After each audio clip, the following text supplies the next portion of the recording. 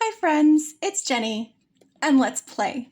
I have been doing this thing. I just started it last month. I am celebrating my first year of Bargain Bead Box by making a wrap bracelet with each of the subscription themes. So this is going to include the subscription box, anything I got in a in a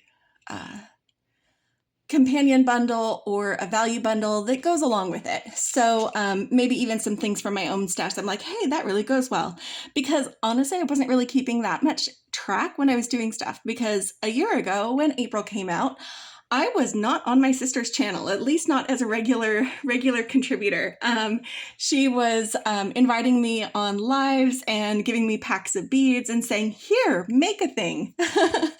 And so I've come a long way since then, and this is not in any way meant to try to compare my skills and how they've grown and changed. I know that they've changed. I know that I've, gotten into some other things, but it's more of a way to revisit these past boxes and go forward. Now, I hadn't intended on waiting until April to open this one. I'm not sticking month to month on this, but it just happens to be that way. So I am recording this on April 1st, and this was the April Bargain Bead Box, which was April showers.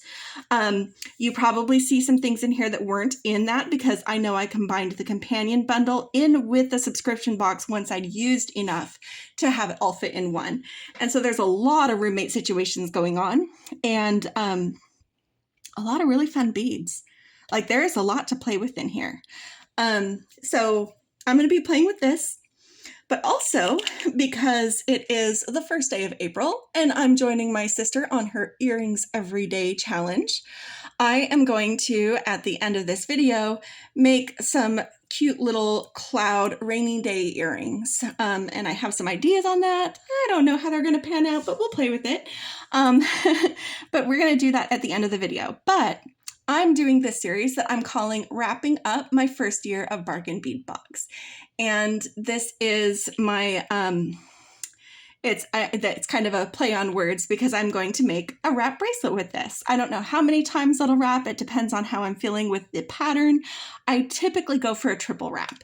So we'll probably have at least that, but I'm going to pick out some of my favorite beads from this to play with, and some of the other components that were in it. I might add a few things from my stash, and we're just going to start putting some beads on a string and having some fun. So I'm going to be right back while I get some beads out of here, and I'll join you in a moment. Okay, I think I've got out the beads that I want to play with. So I'm going to be using these shell clouds in the earrings, and I've got some of these little brio drops that I have an idea what I want to do to use them. I'm still not very good because I haven't practiced. I know Becky would be yelling at me right now. You won't do it if you don't practice. I can't brio wrap. But I have another idea that involves stringing, and so we're going to set aside some of those little drops and the shells to be used in the earrings. I'm also going to grab several of these. Let's see. If I did 5 for each of them, then I want 6. There we go. Set aside some of those so I don't use all of them up. But I love this kind of tanzanite color blue over here. I know there's a lot of kind of greeny blues that were in this because of the Amazonite. That was one of the things I loved about this, is that it introduced me to Amazonite, this box. And so I have some on my mat. I do have some of the rondelles. I may use some of those. But I wanted to play with the chips for part of the design because when I was starting, I didn't really know how to use chips. I'm not saying I'm perfect, but I use them more easily now. I also absolutely loved these matte crackle glass. They were like a storm burst for me. And then I am going to use, because it is my favorite, these steel blue luster rounds. They just look so liquid, and again, it's that moody gray blue that we're going with. I'm not sure if I'm going to use these guys. I might lean out, but I kind of saw them as a bridge between this kind of purpley blue and the greenish tones of the Amazonite. So I was thinking I might use these if I feel like I need a bridge, a color bridge for those. We'll see. But yeah, I'm mostly just going to play. So I have some more of the drops and things like that that might work their way into our design because they're just these beautiful little bright sparks of color. And we're going to make ourselves a April showers rainy day wrap bracelet and earring set.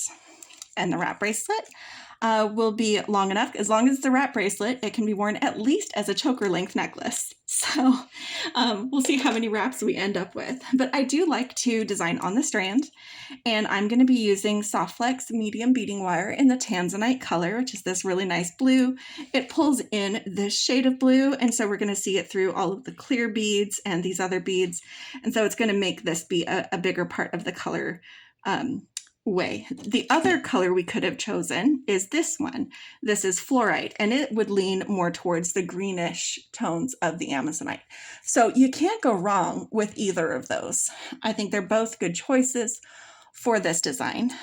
As far as tools go, I am going to be using my flesh cutters, my magical crimper, and I'm going to be using my pliers set. I have round nose, chain nose, and bent chain nose pliers right here.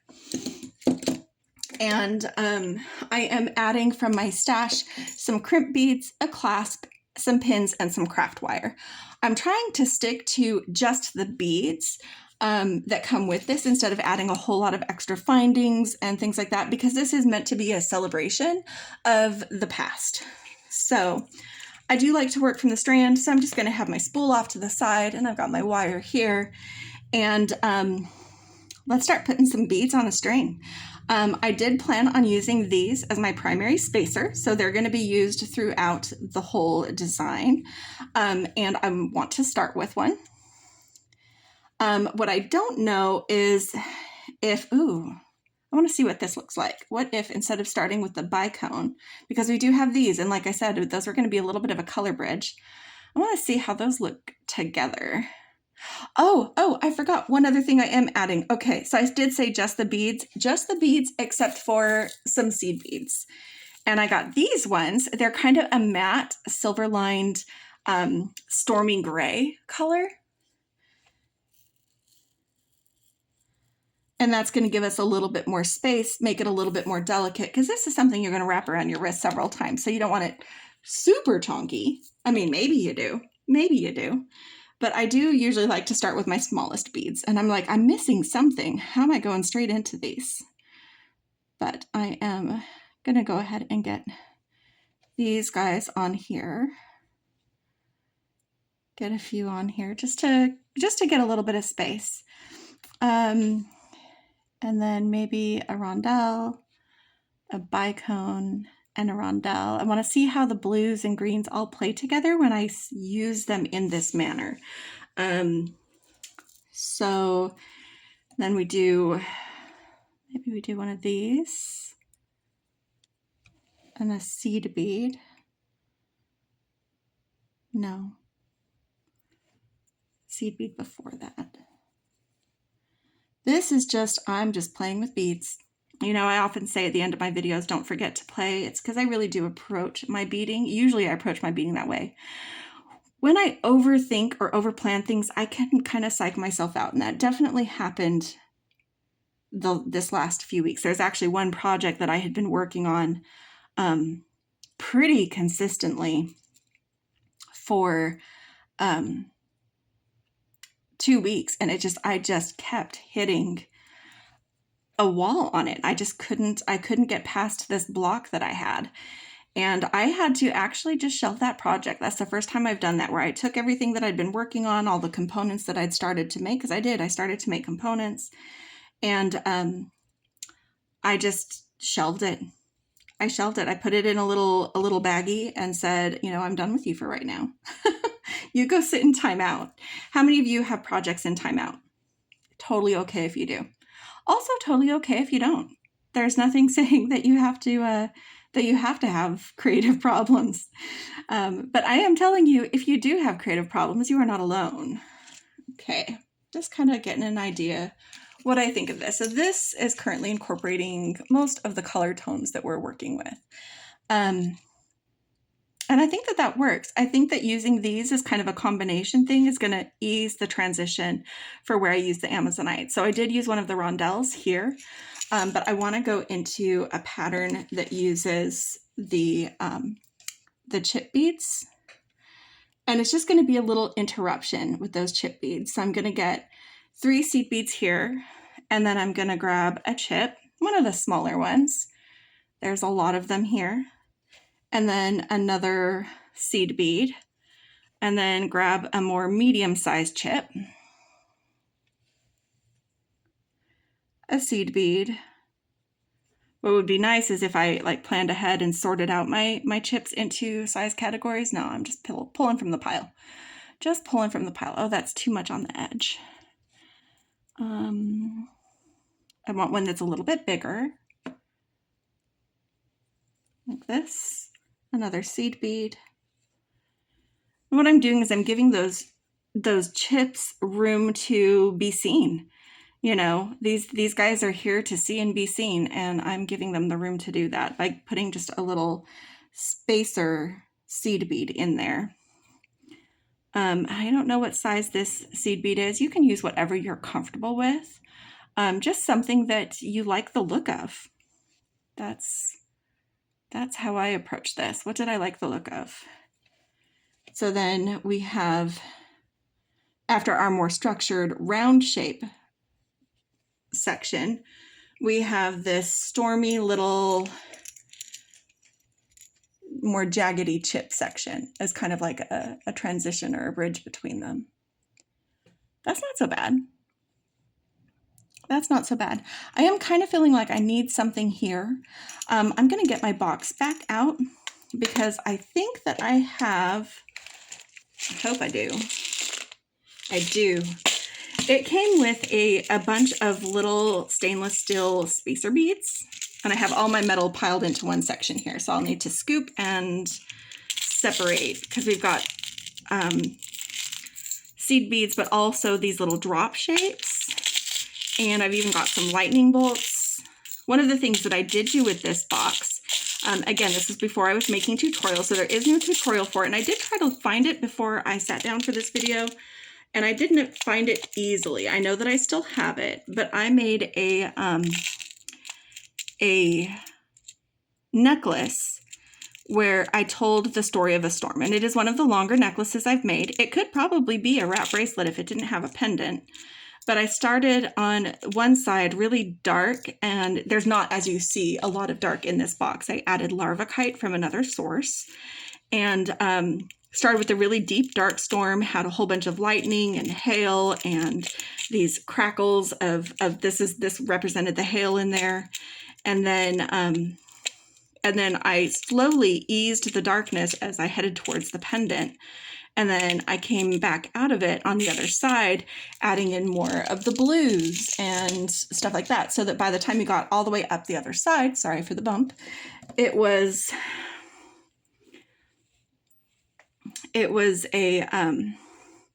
basically this story of a storm, from like deep dark storm to the clouds easing and the blue skies reappearing. And that was one of the first pieces of jewelry I ever made that told a story. And I was pretty proud of that. Especially for how new I was. That one took me a while. It took me a while to get there. I got this box in April, as you can see, and I think it was either almost May or already May before I was able to make that, because that's one of those designs that occupied a lot of headspace, and I mean a lot. So one of those is smaller than the other. Set it aside. Just doing it. Sorry. I should have thought about it before, and I could probably have just gotten some other spacer beads from my stash, but like I said, if I could use something from the box, that's what I'm doing. So we have these little stainless steel spacer beads. Here they are. And I think that I want to go back right here. I feel like right here, it's feeling two things. It's feeling a little stripy and also really chunky. And I want to break this up. And so I'm going to use the stainless steel to do that.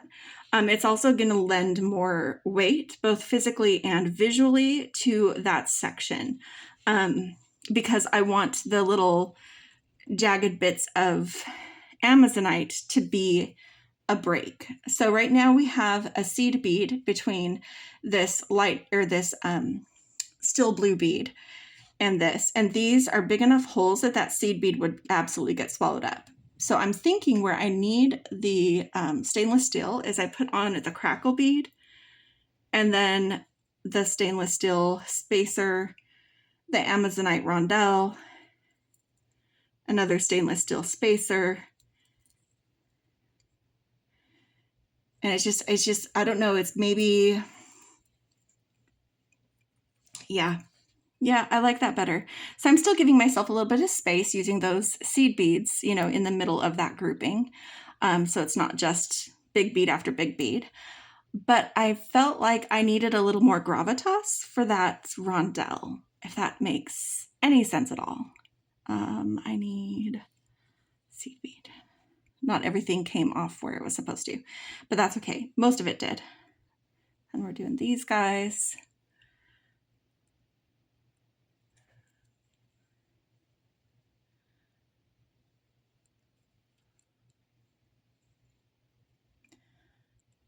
Okay. And then we have those 3 seed beads here. And then the way I pulled it off the strand, it preserved the order that I did those chips.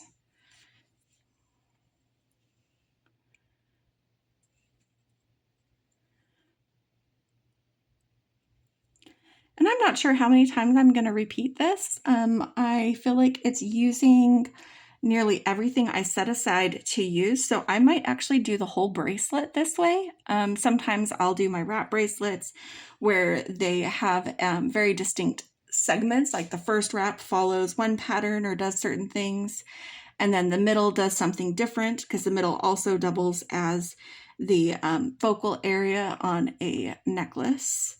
And then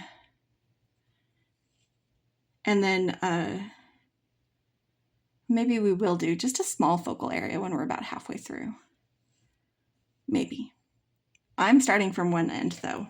Normally, well, no, I guess I do normally do wrap bracelets this way. Okay, so then this gives us the 3. Let's take another look at this. And do you see what I mean about how that, I think we needed that. I think we needed that. It also adds a little bit of depth to the design, because we are using a lot of very light tones. And I think that that's right. I think that's right. I'm going to do another one of these segments on the other side of these chips. And that's going to give me an even better idea of if this is something that I want to continue with. Or am I ready to change it up? Because we do have these and I want to use them. I'm starting to get ideas for the middle of the design. So we're probably not going to stick with the same thing. But welcome to my design process. I am playing with beads. All right. I do a seed bead, one of these guys.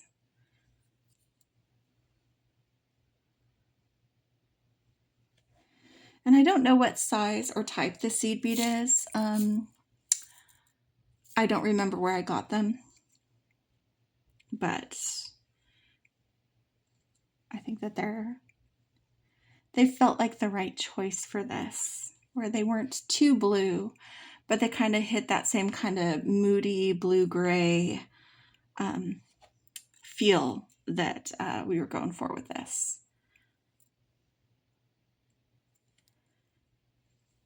And again, helps us kind of tie in and bridge that gap. Because I think sometimes when we look at blues and greens, we feel like we can't really blend the two because they're so close to each other on the wheel.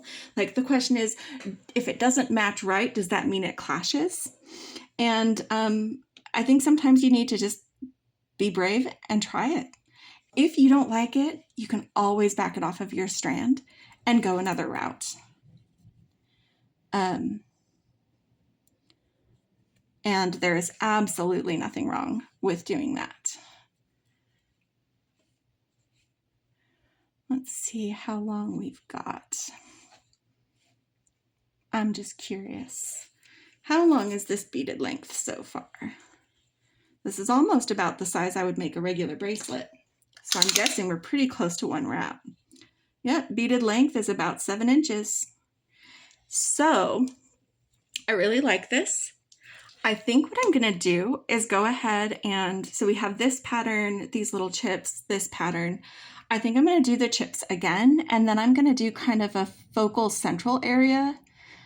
And I don't know how long that's gonna be, but it's gonna be a thing. Again, gonna start with one of the small chips. And it doesn't need to be the smallest out of the batch, it just needs to be the smallest out of that grouping, if that makes sense. So I found a decently small one and then stepped it up to something more medium size. And then I am looking for one of my larger chips that's not drilled too close to an edge, because that is sometimes a thing. And this is not going to be perfectly symmetrical from one side to another because we are using chips. You can try to balance it if you notice you're using a lot of thick chips on one side and you don't have enough of them to do the swap some of the chips. There's nothing wrong with that. All right. So we've got another set of chips. Oh, I am liking that. Look at that. Like when you just look at these two groupings together, you're like, does it really go? And you say, okay, I'm not sure. But then you keep going. And now, do you know what this feels like?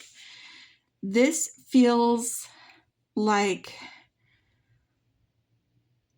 swirling water, because you've got the different tones of blues and greens and white caps. And I know that's not the theme of the box and that's okay.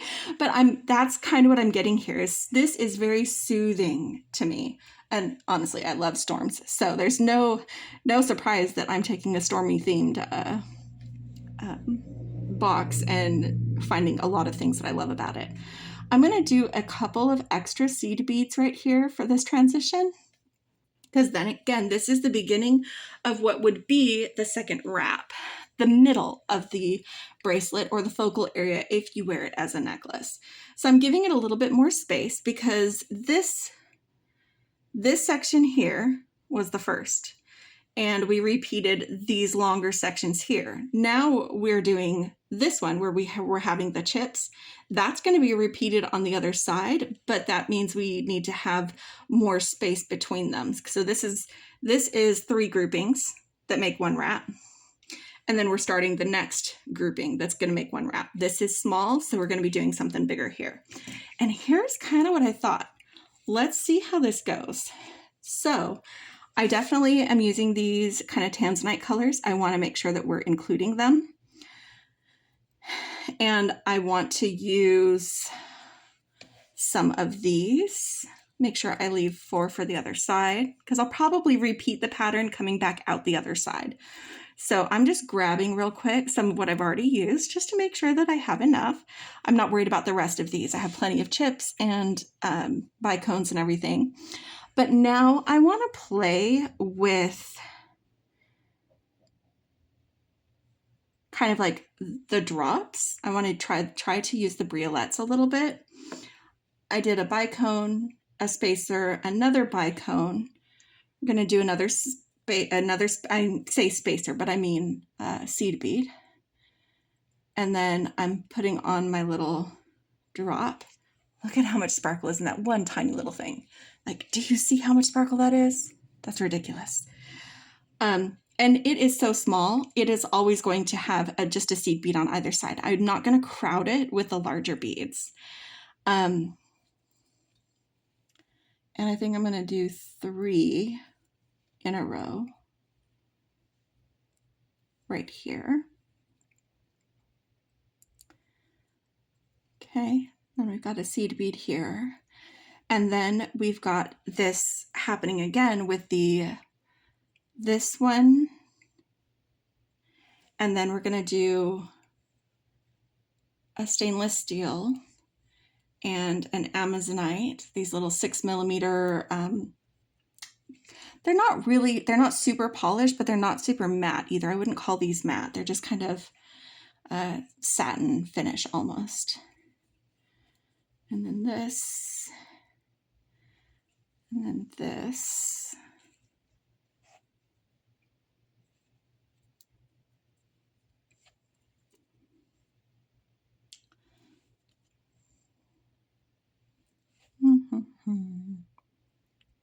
Trying to decide which ones I want to use. Oh, that's such a pretty one. Oh, that's so dark though. I didn't want the dark splotch. It's such a pretty color, but then I saw how dark it was on the other side. This is a pretty bead. This is a pretty bead. I don't have a problem with this bead. I just have a problem with this bead for this design because of that. But look at that swirling pattern. It's so pretty. So, so pretty.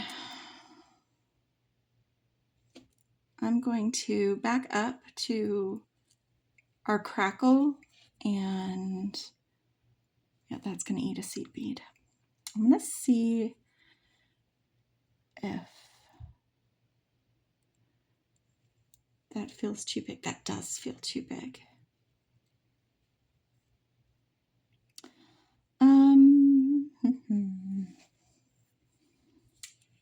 I know.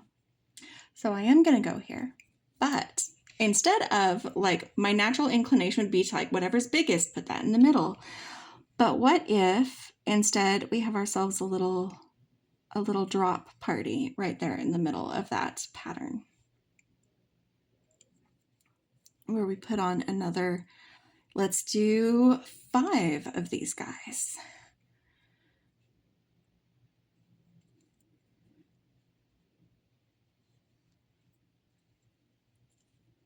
Just to get a little super sparkly, brilliant cluster of drops.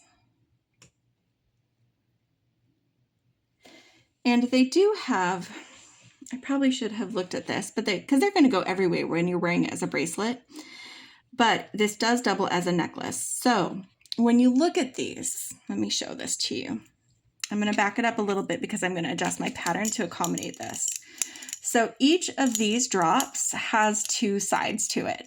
One has more of the coating, and so that's what you see. And the other has actually more faceting, or the faceting shows through and sparkles more because the coating is behind the cuts.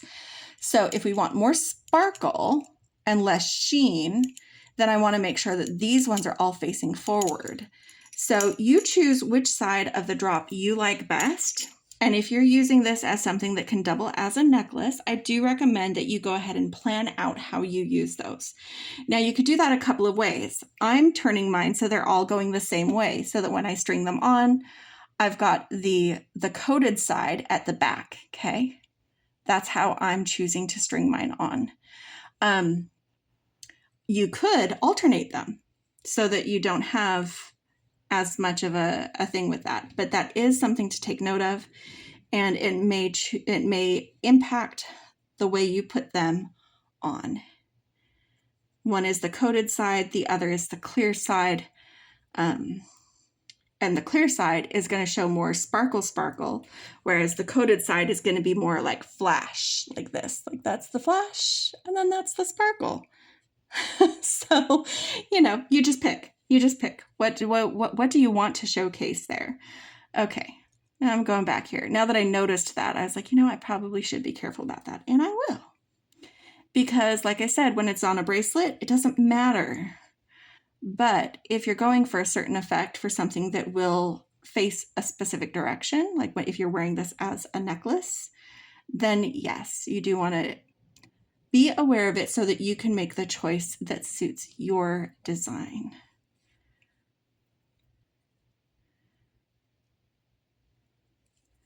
All right, and that's with 3 right there. And I said, I think I want to do 5 to be right the center of this. Oh, I should check just to make sure that I'm not overdoing things. So from here, that's about 4 inches. So if we're matching similar length to the other side, we probably actually should just do 3 there. If we just do 3, then when we complete this out on the other direction, then it should give us just about 2 wraps. Okay.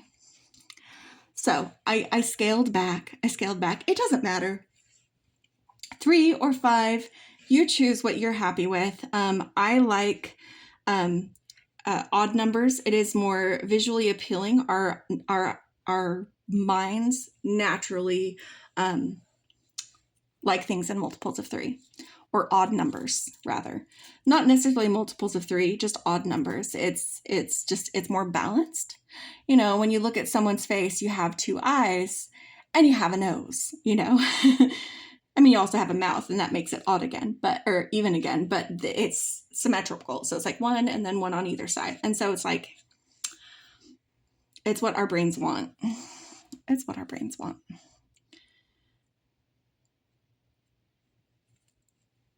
So,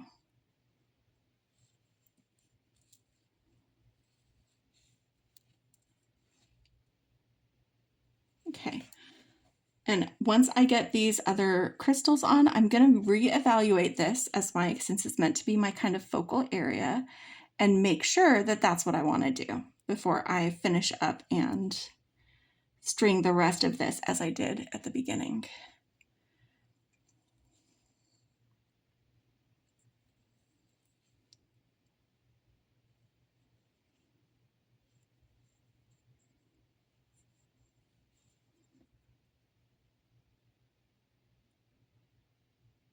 There it is.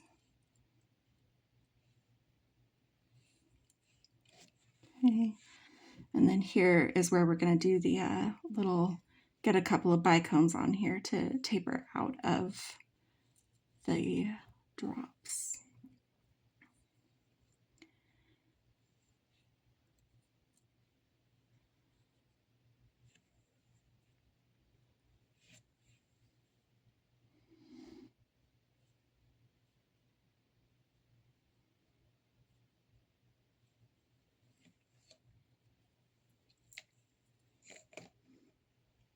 I'm holding it where I can see it. I know that you can't see it right now in this way. But I think I'm going to like that. I think I'm going to like that, because this is what we're looking at for a necklace. And I know I've got a lot of other beads in the background, so they're a little bit distracting. But we've got this that comes down and around, and then we have this as a focal part of the necklace. We'll have another chip section here, and then continue the rest on the other side. And I think that I'm going to like that. This feels very zen to me. And I'm quite pleased. I'm quite pleased. So now that I know what I'm going to do for the other side, I'm going to go ahead and what I did is I put the other 5 seed beads on here just to finish up this section. And I'm about to do the next group of chips, which then leads into the design that we had established at the beginning of this video with all of these. I think that works. I think that really works. Okay, so I am going to pause this video while I do some more stringing, clear some of these beads out of the way, and we will look. We're going to check the length at that point and see what I might want to either add or take away from the other side. And finish the bracelet. I'll be back in a bit. Okay, I am back, and I strung the other side to match how we started. I did notice I have 1 extra seed bead right here, so when I go to take this off the strand, after we've figured out if I need more length or not, then I'll need to correct that when I mess around with that side of things. But I thought that we would check to see where we are at as far as how many wraps we get around for this. Oh, this is doing pretty good. So we have about just past 2.5 wraps. We are going to have some room for clasping, so we probably only need to add about 1 inch to either side, and that is going to be pretty easy to do. So what I'm going to do, because we have this, the chips section would be the next natural repeat, and it also happens to be about 1 inch. So let's add another chip section to each end. I'm going to start with the one that already has the open end. where I don't need to make that change to take out that one seed bead. I've already got 3 seed beads here. So it's just a matter of picking some more chips to create this pattern. And just kind of going roughly small, medium, and large. I'm not being super picky on this part. Well, I am being picky. I'm not taking any of them that have like a really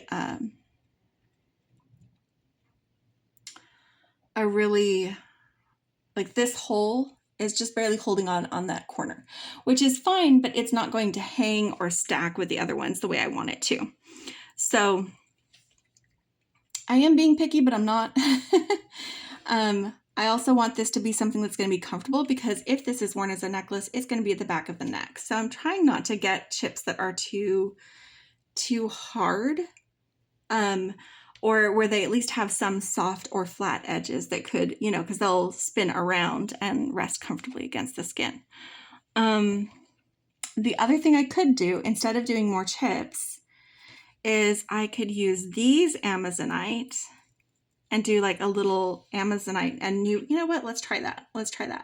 Instead of the chips, because this really is going to be at the back of the neck if you wear this as a necklace. It is a wrap bracelet, but I love to have convertible jewelry, and so I keep that in mind when I design.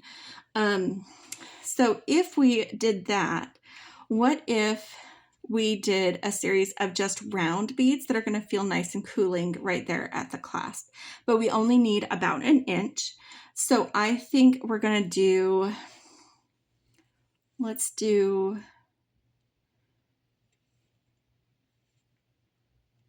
do this. We'll use a round, they're like a 6mm Amazonite, a stainless steel spacer, another Amazonite spacer, and another Amazonite. And let's see if that's our inch.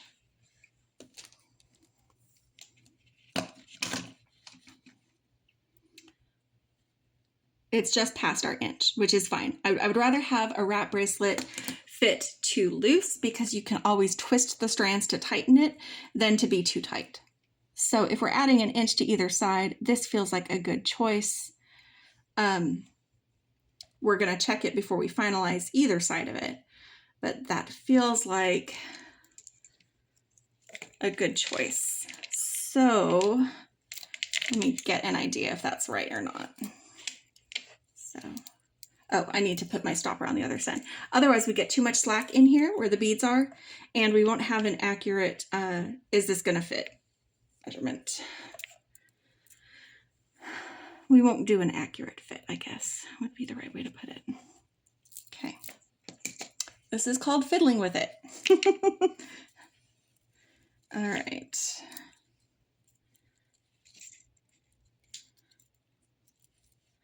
All right, yep, that brings us a lot closer. So if we add that other inch to the other side, then it will overlap and give me, because I like my bracelet to fit loosely. This is snug right here, and then about that much space for the clasp. So 1 inch is going to be perfect for spreading across 3 bracelets. So I'm feeling very good about this.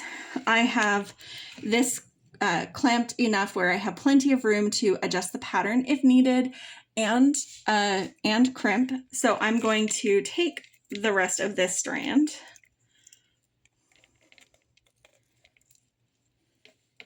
and I'm going to match up the pattern.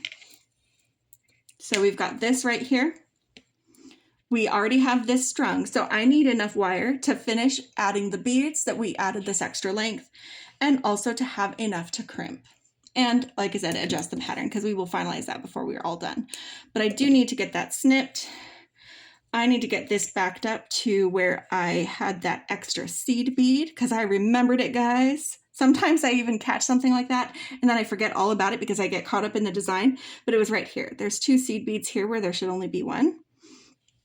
So I'm just pulling them off the strand, removing said seed bead, and then putting them back on in that order. And then we'll do our little Amazonite grouping, our Amazonite round grouping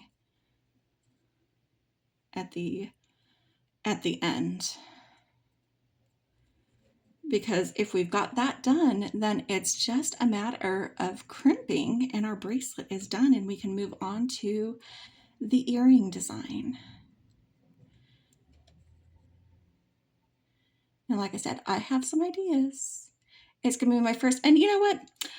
Becky did an intro for our earrings every day, and it's not gonna be a grand design every day. In fact, if I'm making something like I am tonight, I'm gonna make some earrings. Hey, that counts for today. And I get to check that off of my challenge, you know, yay, I did it. But there are gonna be days where I'm not making a pattern, where I'm not filming more. And so I'm just gonna sit down and turn on my camera and make probably some very simple earrings. I'm going to make myself a few little kind of earring kits, I guess, is like a few bead ideas so that when I wake up and I'm wanting to make my earrings for the day, I don't have anything else planned to record, I can just get out one of those little earring bundles and make a little earring and join my sister on her challenge. So I'm curious, how many of you are joining us on our challenge this month? I love that Becky does little challenges. You know, she does her beaded, or like the what is it called when we do it in September? Basically, it's beaded chain September. And there's a name for it. That's not the name for it, but there's a playlist for it, guys. She does that. She does her full set February. This one, the earrings every day, is another one that she does, and she sprinkles them throughout the year. We're not always doing a challenge, and there's no like big prize at the end except your own sense of accomplishment. And honestly, come and share your earrings with us. Post them in the community. Let us see what you've been working on, because I think that that's a really fun part of what we do. So I want to see what you're working on, and it doesn't have to be a grand design. I guess that's what I'm getting at. I'm not going to have grand designs. Sometimes I will, sometimes I won't, but no one expects you to have grand designs for your earrings every day. It's not, yeah, I think this is going to be where I want it. Okay, so let's do the magical crimper. I am going to zoom in. Give me a second.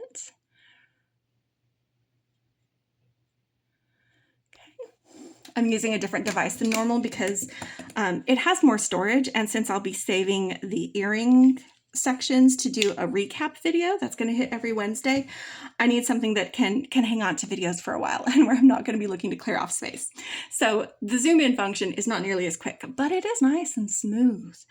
I am going to be using my magical crimper. It works on 0.018 to 0.019 inch diameter beading wire, and it has this spherical concavity inside it.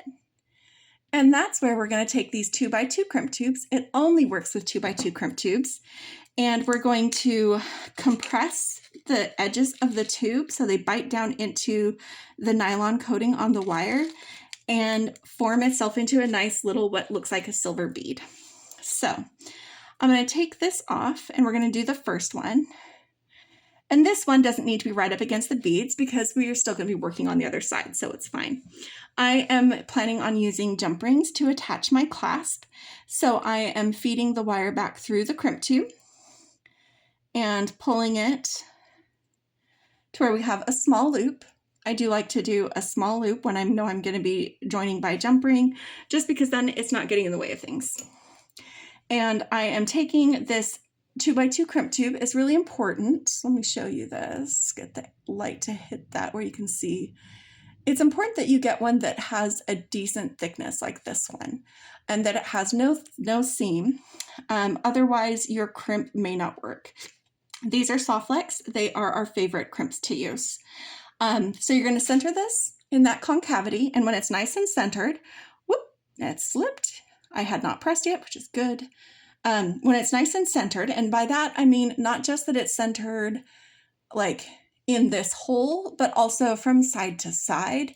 If that ring is too close to one end of the crimping pliers or another, like this side or the other side, then it won't compress when you squeeze it and give you four corners. If you do that and you only get 2 corners, it means you weren't centered and you need to get back in there and adjust. It may not be perfect, but you can often save your crimp as long as you readjust, recenter, and keep going. So if you're using the right kind of crimp and the right quality crimp, then you can often save it. Not always, but you can. So you're going to take it and turn it 90 degrees from where you were, which is straight up and down, and do another press. And then you're just going to open the jaws like I've been doing and turn your work a little bit. Just keep rotating around. And you'll notice that that dark center of that tube is going to disappear. You know that you're done when you no longer see that and you don't feel any resistance when you're crimping. It means it's fully compressed. And then you end up with a nice, smooth little ball of crimp. And then you can take your flesh cutters and just trim that excess wire right up there against it.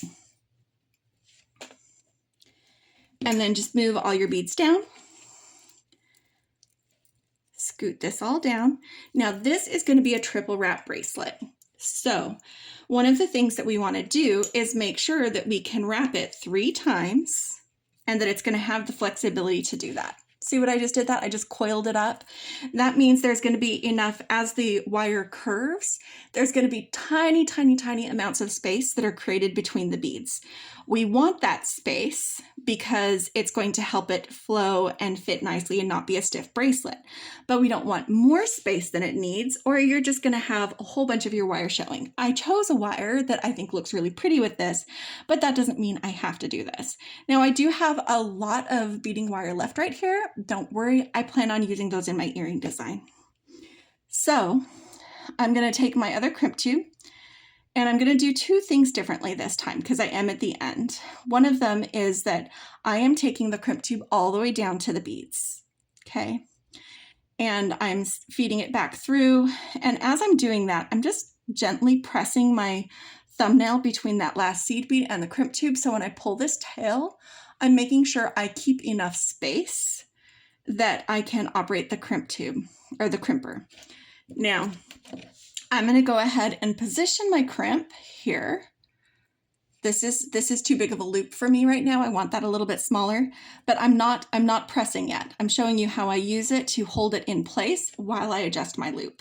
So I can pull on the top so that it brings those beads right up against, but not where they're in danger from the pliers. Okay. And then I make the loop a little smaller by tugging the tail. So I do a tiny little bit of adjustment like this, fine-tuning it to get it the size and shape that I want it to be so that it matches the other side. Okay. And when it's ready, I double check because I've been tugging on it to make sure that I'm centered. And when I am, I go ahead and squish. Now, the other thing that I do differently is now, instead of pulling it out and showing the ravioli, because when I compressed it, everything felt right. You can tell when things are a little bit wonky. They feel off, especially if you've been practicing.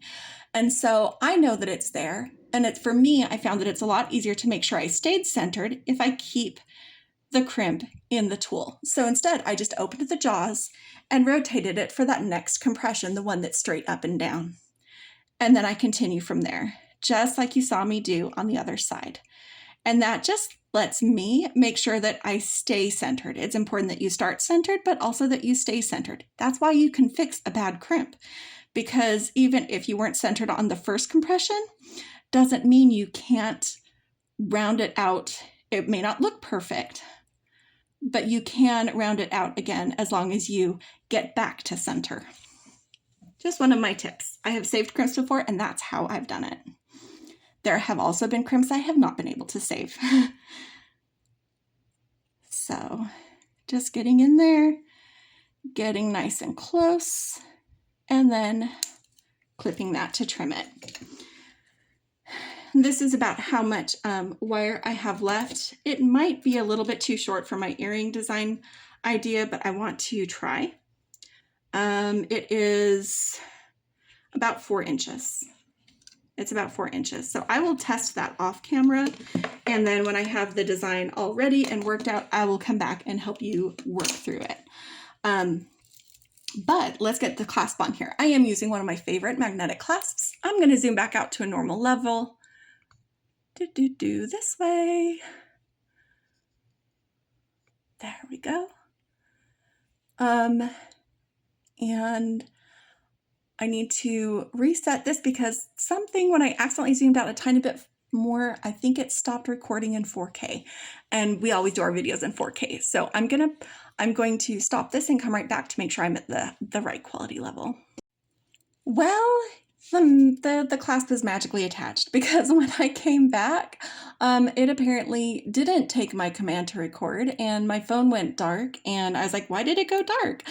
Because it wasn't actively recording. So what I was going to tell you is that this comes with little lobster claws attached so that you can use it with any existing piece of jewelry, whether you're a jewelry maker or not. I don't use them, so I usually don't use them, so I take them off. And I just attach this using my own jump rings. And one of the tips that I shared, that's no longer in this video, was that when I attach the magnetic clasp, I don't separate it and then attach each end separately. I keep it engaged on itself so that it doesn't, get in the way of my tools. So that is just one of my tips. But I wanted to show you because I did try this on again in that segment that disappeared. And I like it. I like it a lot.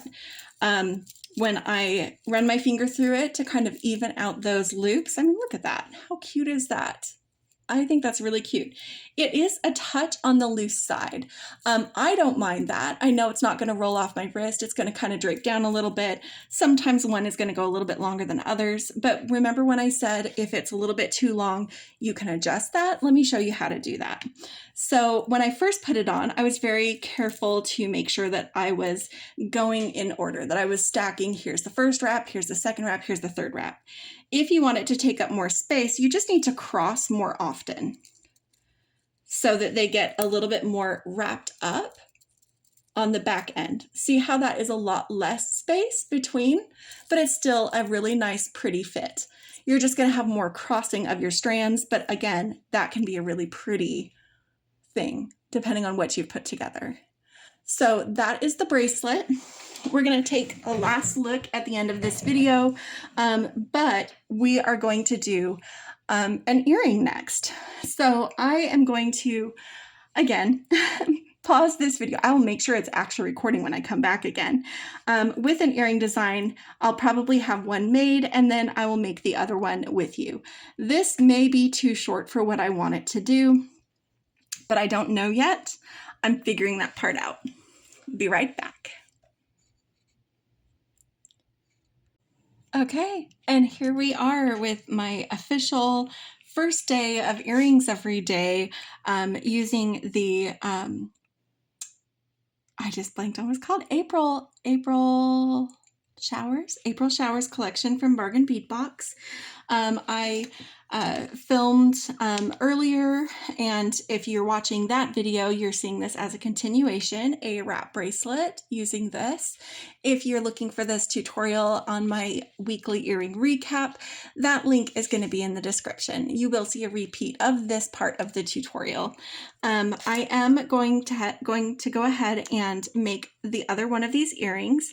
I did test the 4 inches that I had left after making the bracelet. Would have been technically enough to do what I did because I cut 7 inches and this is 3 inches left. But it would have had no room to crimp. And so I recommend you could maybe do it with 5 inches. I recommend using about 6 inches. So that's what I'm going to cut to show you on this one. You are going to have some scrap, but you'll see what I mean about needing the room because you are going to need to be able to grab onto the tail of your wire and get it situated. Keeps curving. There we go. That's going to be my 6 inches. So I'm going to go ahead and cut this, and then we'll move the beading wire and the tape measure out of the way. We have our shell cloud right here. We're using 3 of these little briolette drops and 4 of these bicones, these kind of tanzanite colored bicones, and then 2 of these sky blue rondelles. I'm also using several of these. I want to say these are either Toho or Delica. They are cylindrical seed beads. They're a light gray blue with a silver line. You can use whatever seed beads you want. It'll just adjust a little bit the way it looks on the strand. So you can see here that there's a little bit of that wire exposed. I did that intentionally so that it wasn't feeling all loose and tight. They'll move a little bit on that, but overall, gravity is going to do its thing, and you're going to get a really nice little design like this. So what you're going to do is you're going to load on seed beads. I chose to use 9 seed beads. So that's 4, 5, 6, 7, 8, and 9. And then you're going to do a pattern of repeating bicone, and then a drop. And I am going to point out that on these drops, they have a coated side like this, where you're going to see a lot more of the AB. See that kind of flash right here? And then a clear side like this, that's actually going to have more of the sparkle show up because it's reflecting from both sides, like the back and front, that sparkle. So you choose which way you're going to do it. Just make sure you put them on consistently. So when I'm putting these on, I'm putting the coated side towards me on all of them. It doesn't really matter which side it is, just be consistent. Because which side you prefer is only going to matter when you're attaching the ear wire. But just be consistent on these 3 that you do. So you're going to do this pattern. It's going to be 4 bicones and 3 of these bracelet drops. There's that 4th bicone. So we've got this pattern here. And then another 9 seed beads.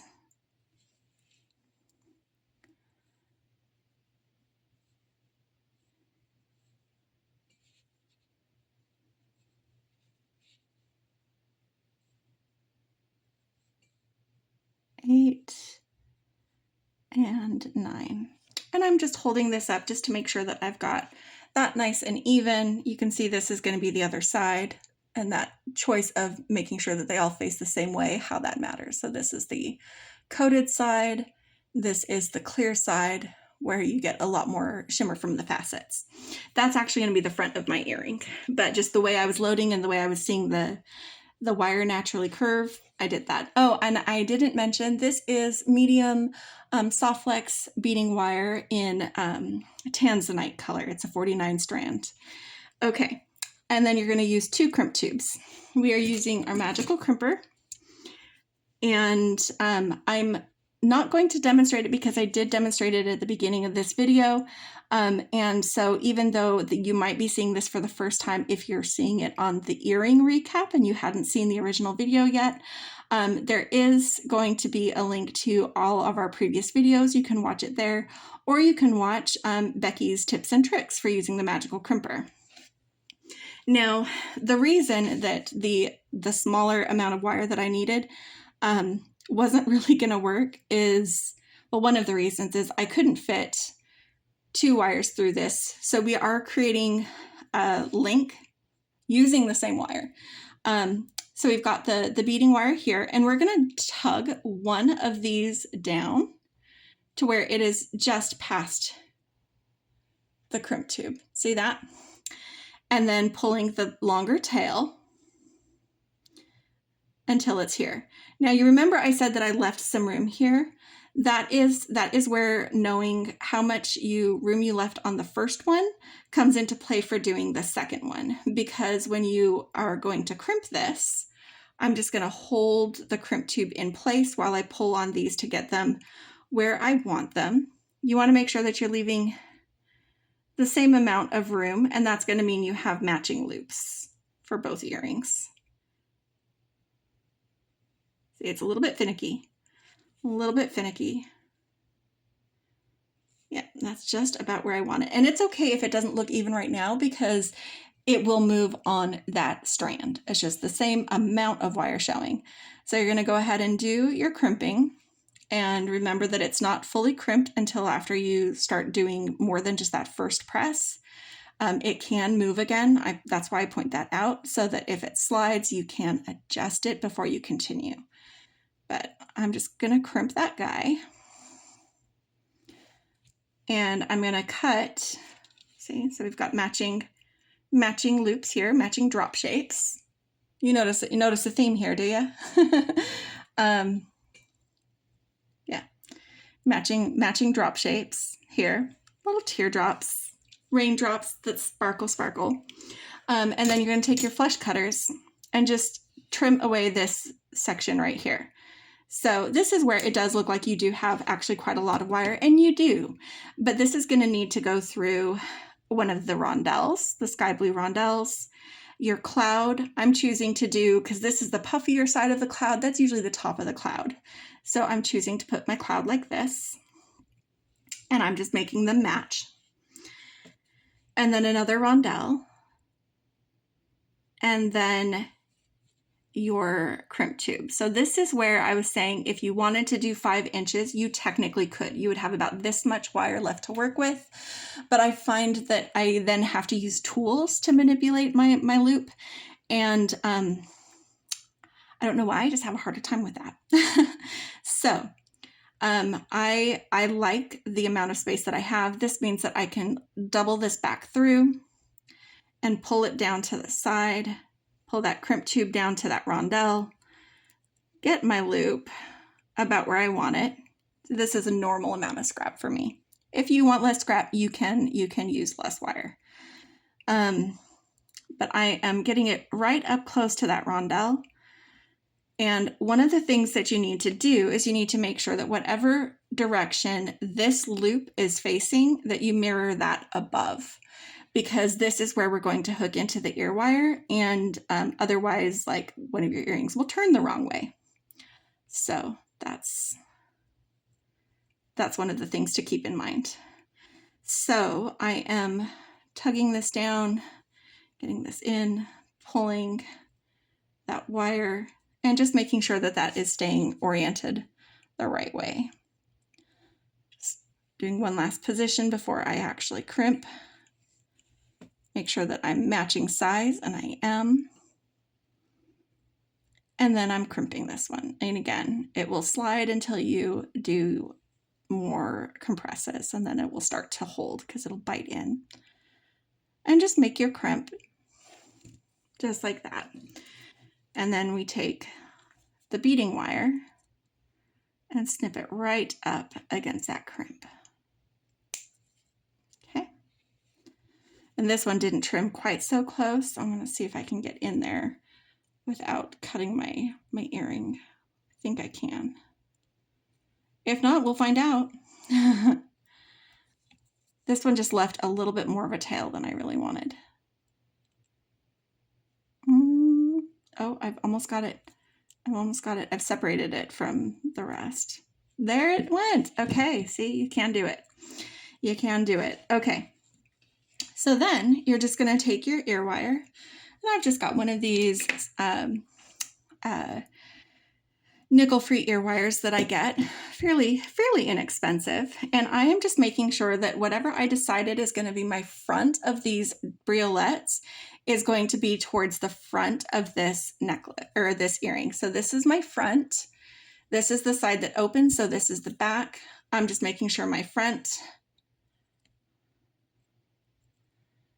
that my front is at the front. And then close your ear wire. Whoop. Do make sure that that is nice and securely closed so that your beading wire doesn't flow free. And here we go. We've got 2 rainy day earrings. And this is actually also going to count for my Gemstone Orphanage Facebook page stash challenge. So I'm excited about that. So that was officially my first earrings for my first ever earrings every day. There's going to be links in the description of the recap video for previous year's earrings every day, as well as this year's playlist. But yeah, we'll be right back and do to check in on the rest of my make if you're watching the original video.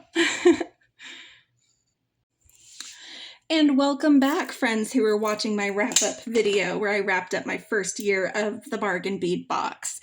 You are also, if you watch my recap video next week, which is going to include some of the earrings that I make during other tutorials like this one, you'll see these earrings again, and that's okay. You can jump past them if you want to. I'll do chapters when I do that video.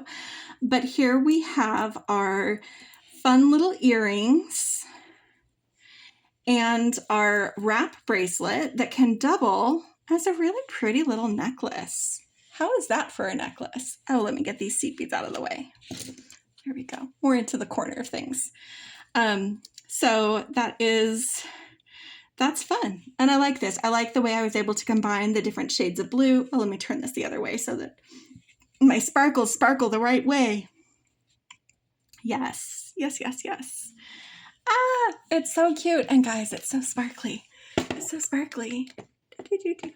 Yeah, okay, that wasn't as cool as I thought it was going to be. Anyway, I hope that you enjoyed this video. If you liked this video, hit like. If you want to see more, subscribe. And as always, my friends, happy beading and don't forget to play. Bye!